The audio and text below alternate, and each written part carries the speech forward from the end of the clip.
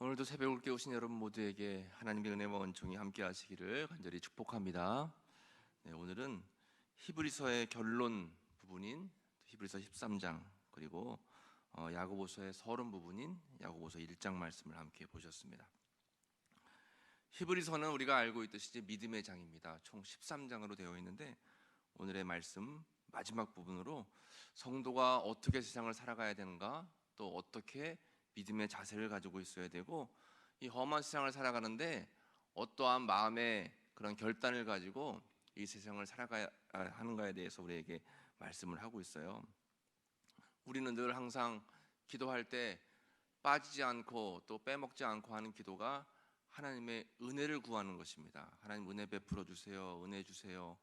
은혜의 삶을 살아갈 수 있도록 힘 주세요. 참 중요한 기도입니다. 가장 중요한 기도죠. 하나님의 은혜가 아니면 우리는 살아갈 수가 없습니다. 그런데 믿음의 사람들은 여기서 한 단계 더 나아가서 은혜를 받았으면 받은 은혜를 나눌 수가 있어야 되는 것입니다. 받기만 하고 늘 내가 누구에게 얻기만 하고 그것을 나만 누린다라고 하면 조금 더 우리의 신앙이 부족한 신앙이다 할 수 있겠죠.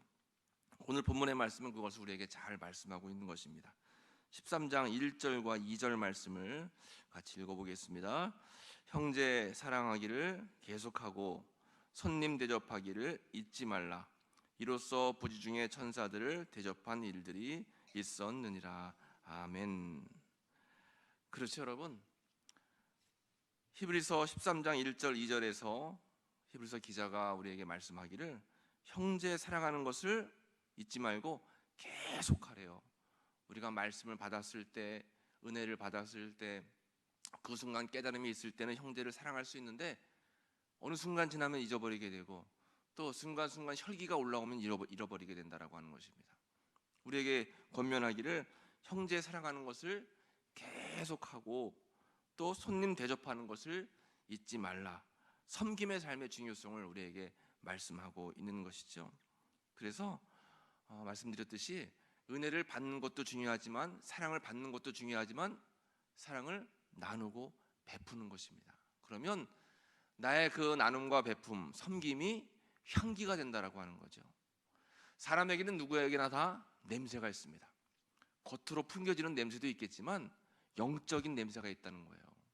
그래서 사랑과 섬김으로 충만한 사람에게는 영적인 향기가 납니다. 그런데 늘 받기만 원하고 누리는 것만 좋아하는 사람들은 영적인 냄새가 향기가 나지가 않는다라고 하는 거예요. 우리가 전도할 때도 마찬가지입니다, 여러분. 입으로 고백하면서 전도지를 나눠주면서 주의 복음을 증거하는 것도 굉장히 중요한 일이에요. 때를 얻든지 못 얻든지 주의 복음을 전하는 것 중요합니다. 그런데 더 중요한 건 뭘까요? 내 스스로가 그리스도의 향기가 돼서 내 몸 전체가 전도지가 되는 겁니다. 나의 말 한마디가, 나의 행동 하나가 주님을 보여주는 거울의 삶을 살아가는 거죠. 향기라고 하는 것은 냄새를 안 풍기려고 해도 향수를 뿌리잖아요. 냄새를 안 풍기려고 해도 냄새가 나요. 향기가 나요. 그리스도의 영적인 향기를 품고 있는 사람은 그가 다니는 곳곳마다 주의 향기를 전하게 된다라고 하는 것입니다. 그러면 믿지 않는 사람들이, 그 사람을 만나는 사람들이 주의 향기를 드러내고 간 사람이 가고 나면 이 무슨 냄새지? 무슨 냄새지? 너무 좋은 냄새가 난다. 그 냄새를 찾게 되는 거죠. 그러면 저 사람이 품고 있는 그 냄새 향기를 나도 좀 품었으면 좋겠다. 그게 바로 전도가 되는 겁니다. 가정에서도 삶의 자리에서도 내가 있는 일상 속에서도 우리들은 그리스도의 향기, 그리스도를 전하는 주님의 전도지가 되어야 되는 줄로 믿습니다. 그러기 위해서 히브리서 기자가 우리에게 말씀하고 있는 거예요. 사랑을 하되 받은 만큼 그 이상 항상 사랑을 베풀고 항상 베풀고 또 남 대접하기를 잊어버리지 말라라고 하는 것입니다. 그리고 대접했으면 내가 대접하는 것만큼 받으려고 하는 마음이 우리가 있어요. 야, 내가 이렇게 베풀었는데 저 사람은 이렇게 안 해주네? 물론 사람이기 때문에 그럴 수 있죠. 그러나 베푼 것은 베푼 것으로 잊어버리고 베푼 것에 대한 기쁨과 즐거움을 누려야 된다라고 하는 것입니다. 늘 우리가 잊지 말아야 될 것은 사랑과 섬김의 삶. 그래서 이런 것들을 통해서 그리스도의 향기를 드러내는 우리의 삶이 참 중요하다라고 하는 것입니다. 이스라엘에 가면, 그 성지순례를 가보면 이스라엘은 큰 호수가 두 개가 있잖아요. 먼저 헐몬산에서 내려오는 그 물을 받은 어떤 호수가 있을까요? 갈릴리 호수가 있습니다.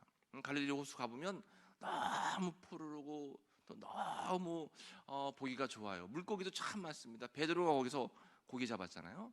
베드로 고기. 그리고 그 물을 갈릴리는 또 밑으로 내려보내요. 그 물을 받는 호수가 어떤 호수일까요? 사해라고 하는 호수입니다. 사해는 갈릴리에서 내려오는 물을 다 받아요. 그런데 사해는 그 받은 물을 바깥으로 흘려보내질 않아요. 지구상에서 가장 낮은 곳에 있는 호수 중에 하나이기 때문에 더 이상 흘려보낼 데가 없어요. 그러니까 사해 이 호수는 물을 받기만 하고 내려보내지는 않아요. 그러니까 물이 사해예요. 사해. 물고기가 살 수가 없습니다. 물론 거기서 뭐 소금도 캐내고 사람들이 수영도 하고 하지만 근본적으로는 죽어있는 호수예요.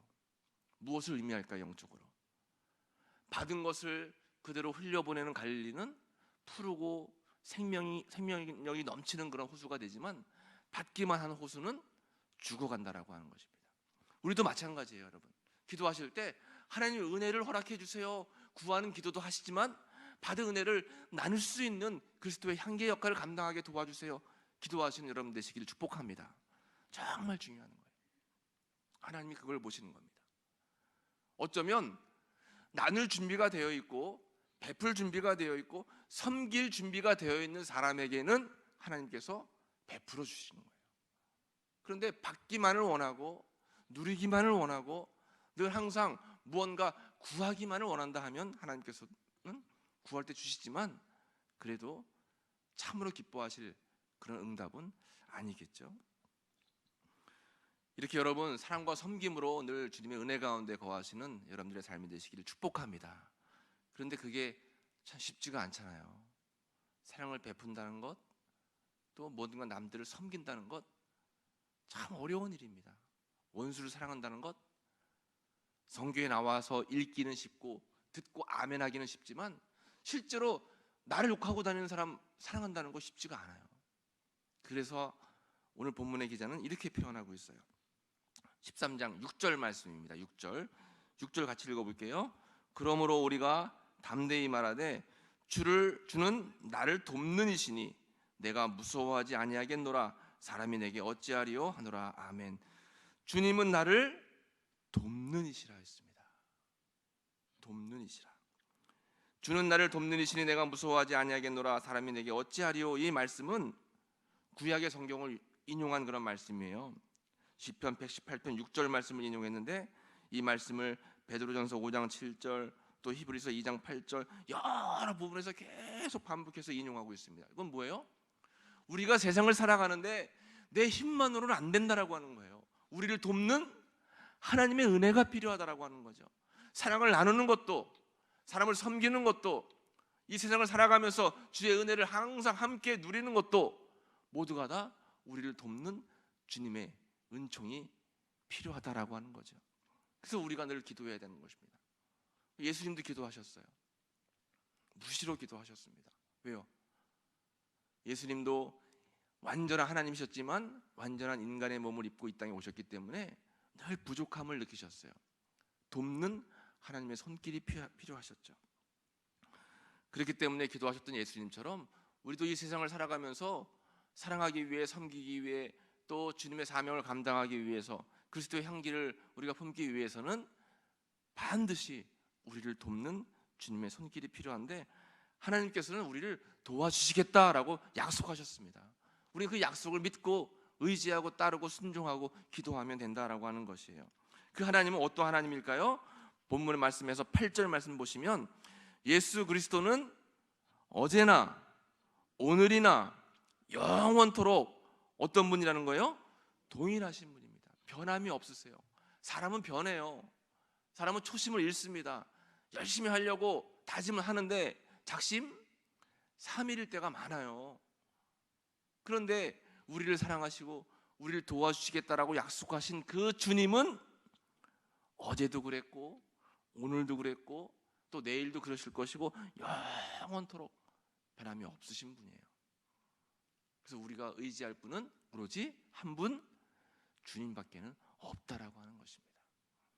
사람은 살면서 사회적인 동물이기 때문에 사람과 어울려 살고 사람의 도움을 필요로 하면서 살아갈 수밖에 없어요.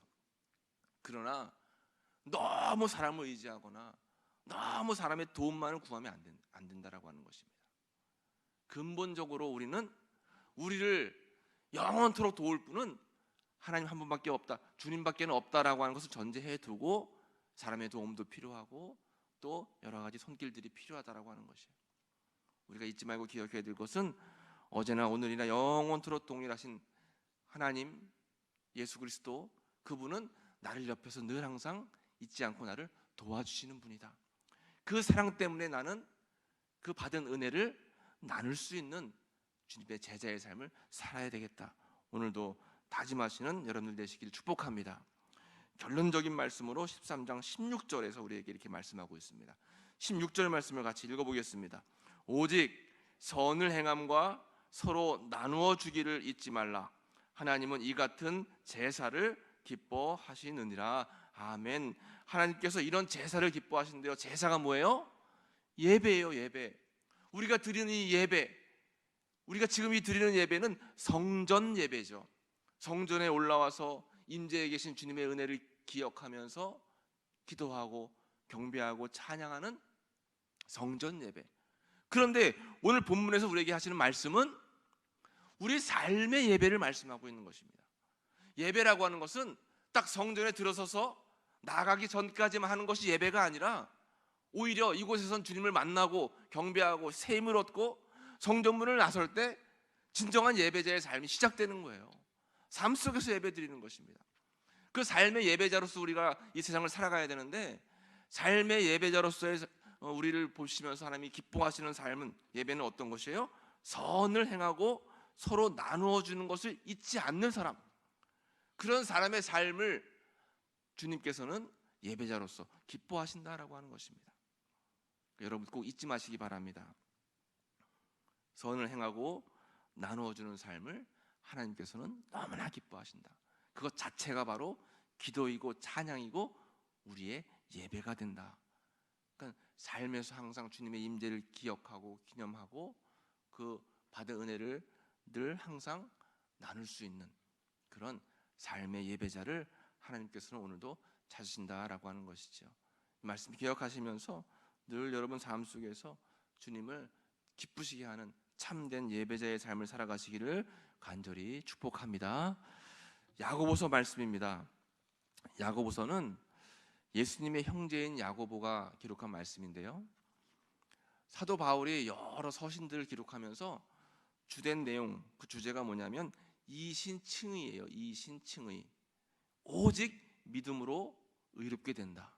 그러니까 믿음만 가지고 있으면 구원받을 수 있다라고 하는 그러한 교리를 선포했는데, 중요한 말씀입니다. 참 우리에게 잊지 말아야 될 그런 필요한 말씀이긴 한데, 이 시대에 야고보가 살고 있던 이 시대의 야고보는 이 말씀을 AD 60년경에 기록했는데, 많은 성도들이 잘못 오해를 했어요. 믿기만 하면 되는구나, 예수님만 잘 믿으면 되지 하고 삶 속에서는 변화가 없었다라고 하는 것입니다. 우리가 그렇잖아요. 썬데이 크리스찬, 교회에서는 너무 거룩하고 잘하시는데 세상에 나아가면 이 사람이 믿는 사람인지 아닌지, 어느 날 믿는 사람이었어요?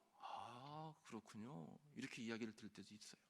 야고보 기자는 그래서 이렇게 믿음뿐만 아니라 우리 삶에서도 믿음과 삶이 일치하는 것, 조화를 이루는 것이 참 중요하다, 이것을 우리에게 선포하고 있어요. 그래서 믿음과 행함의 조화, 행함 있는 믿음이 얼마나 중요한가 말씀하고, 또 한 가지는 이 초대교회 시대에는 고난과 박해가 엄청 심했잖아요.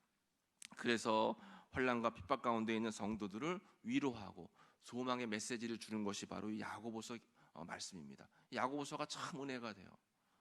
야고보서 말씀이 정말 은혜가 됩니다. 먼저 1장 2절 말씀을 보시면 1장 2절 같이 읽어볼까요? 내 형제들아 너희가 여러 가지 시험을 당하거든 온전히 기쁘게 여기라. 아멘. 우리가 좀 이해하거나 또 아멘으로 순종하기 쉽지 않은 말씀입니다. 형제들아 너희가 여러 가지 시험을 만날 때, 시험을 당할 때 기쁘게 여기래요. 여러분 시험 당하면 기쁠 수 있을까요? 기도하실 때 하나님 시험 당했습니다, 시험을 이기게 해주세요 기도하죠. 시험이 떠나게 도와주세요 기도하죠. 하나님 시험 만났습니다, 감사합니다, 기뻐합니다. 누가 기뻐할 수 있을까요? 그런데 야고보 선지자는 우리에게 시험을 만나면 기쁘게 여기래요. 왜 그럴까요? 3절에 나와 있어요. 이는 너희의 믿음의 시련이 인내를 만들어내는 줄 너희가 알미라 했습니다. 시련이라고 하는 말이 나와 있죠. 시험과 시련 비슷한 것 같은데 달라요. 2절 말씀에서는 시험을 당하거든, 3절 말씀에서는 시련이 이렇게 말씀하고 있습니다. 시험이라고 하는 것은 외적인 환난, 내적인 유혹, 때로는 사단이 주기도 하고 때로는 예수님께서 주시기도 하고, 그런데 3절에 나와 있는 이 시련이라고 하는 것은 연단이라고 하는 의미입니다. 예수님이 주시는 시련은, 하나님께서 주시는 시련은 우리가 경험하고 감당하기는 어렵지만 결국 그 시험은 시련이 돼서 우리의 믿음에 연단을 주는 거예요. 연단이라고 하는 것은 훈련받는 거죠. 더 강한 믿음의 사람이 되는 것입니다. 더 강한 믿음의 사람이 되는 거예요. 군인들이 훈련받는 것은 힘든 걸 알면서도 더 강한 사람이 되기 위해서 훈련받는 것처럼 우리도 때로는 시험을 통해서 더 강한 믿음의 사람이 되기 위한 하나님의 연단의 과정으로서 우리에게 시험을 주신다는 거예요. 그래서 시험 받거든 기뻐하라고 하는 거죠. 믿음의 사람들, 우리가 함께 보셨던 히브리서 11장에 나와 있던 믿음의 사람들은 모두가 다 시험을 받았던 사람들입니다. 한 명도 시험이 없던 사람들이 없었어요. 그런데 그 시험을 연단의 과정으로 여겨서 믿음의 거장이 되었다라고 하는 거죠. 그래서 믿음의 거장이 되기 위해서는 그 과정 가운데 시련이 있다라고 하는 것입니다. 그래서 기쁘게 여기라고 하는 거예요. 때로는 여러분 우리에게 우리 삶 속에 어려운 시험들이 다가오죠. 인간적으로 생각할 때는 힘들어서 어려워서 낙심될 때가 많은데 한 번 더 생각해서 하나님은 나를 돕는 분이라고 했는데, 하나님은 나를 아시는 분이라고 했는데 왜 나에게 이런 시련이 주어졌을까? 나로 하여금 깨닫게 하시려고, 또 연단받아서 훈련받아서 더 강한 믿음의 사람이 되게 하시려고, 나로 하여금 간증을 남기게 하시려고, 나로 하여금 더 큰 은혜를 경험하게 하시려고 시험을 주시는구나 생각을 하시고 기쁘게 받으시면서 잘 이겨나가시기를 간절히 축복합니다. 이게 정말 중요해요. 우리는 살면서 시험 받지 않을 수 없잖아요. 시험의 연속입니다. 끊임없이 시험의 연속이에요. 아무리 기도 많이 해도 시험 받아요. 예수님도 광야에서 40일 금식하시는 동안 시험 받으셨어요. 믿음의 사람 요셉도 열심히 순수하게 진실하게 삶을 살았는데 형제들에게 버림받고 감옥에서 누명 써서 청년의 시기를 감옥에서 보냈어요. 다니엘도 그가 믿음을 지키면서 포로 생활을 잘 했는데 그럼에도 불구하고 사자굴 속에 들어갔어요. 다 시험 받았습니다. 그러나 그것이 시련이 되고 연단이 되어서 훌륭한 믿음의 사람, 더 큰 주님의 은혜를 경험하게 되었다라는 것입니다. 우리는 그래서 여러분 이 시험을 기쁘게 여기며 인내하라라고 우리에게 요청하고 있어요. 4절 말씀을 볼까요? 4절, 인내를 온전히 이루라. 이는 너희를 온전하고 구비하여 조금도 부족함이 없게 하려 함이라. 우리로 하여금 인내하는 훈련을 시키시는 겁니다. 인내가 참 어렵잖아요. 참는다는 것, 견딘다는 것 참 어렵습니다. 억울할 때도 많아요. 속상할 때도 있습니다. 괴로울 때도 있어요. 그런데도 하나님께서 인내하래요. 인내하지 않으면 여러분 하나님 주시는 은혜를 경험하지 못한다라고 하는 것입니다. 그래서 12절 말씀에도 시험을 참는 자는 복이 있고 시련을 견디는 자는 주께서 자기를 사랑하는 자에게 약속하신 생명의 면류관을 주신다라고 우리에게 말씀하셨어요. 우리가 주님 부르시는 그날까지 해야 될 것은 뭐냐면 인내의 훈련입니다. 참으시기 바랍니다. 여러분 견디셔야 해요. 그래서 때로는 힘들고 어렵지만 19절 말씀에도 보면 내 사랑하는 형제들아 너희가 알지니 사람마다 듣기는 속히하고 말하기는 더디하며 성내기도 더디하래요. 참으라는 것입니다. 인내하라는 것이에요. 20절 말씀에 사람이 성내는 것이 하나님의 의를 이루지 못함이라 말하고 있습니다. 성낼 줄 모르는 사람이 있을까요? 없습니다, 여러분. 지렁이들 밟으면 꿈틀댄다라고 하는데 화낼 줄 모르는 사람이 어디 있겠어요? 참는 거죠. 인내하는 것입니다. 사람들은 몰라줘도 누구는 알고 계세요? 하나님 알고 계세요. 인내해야 된다라고 하는 것이에요. 중요한 말씀 22절에 너희는 말씀을 듣기만 해서 자기를 속이지 말고 행하는 자가 되래요. 아멘. 오늘 말씀 너무 은혜스러웠습니다. 아멘, 아멘, 아멘 하시고 나가서 밖에 나가서는 똑같이 생활하세요. 이것은 듣기만 하고 자기를 속이는 거래요. 행하랍니다. 섬기래요. 제발 좀 말만 사랑한다고 하지 말고 형제를 사랑하래요. 베풀고 나누고 섬기고, 그리고 말을 좀 성내면서 하지 말고 더디하고 많이 들어주고 행하랍니다. 자기를 속이지 말래요. 오늘 사도 야고보가 우리에게 이 말씀을 하고 있는 것입니다. 오늘 말씀을 여러분 마음에 잘 새기시고 말씀을 그대로 믿음으로 살아가셔서 하나님의 기쁨의 예배자가 되시는 여러분 모두가 되시기를 간절히 축복합니다. 우리 인사하겠습니다. 사랑합니다. 축복합니다.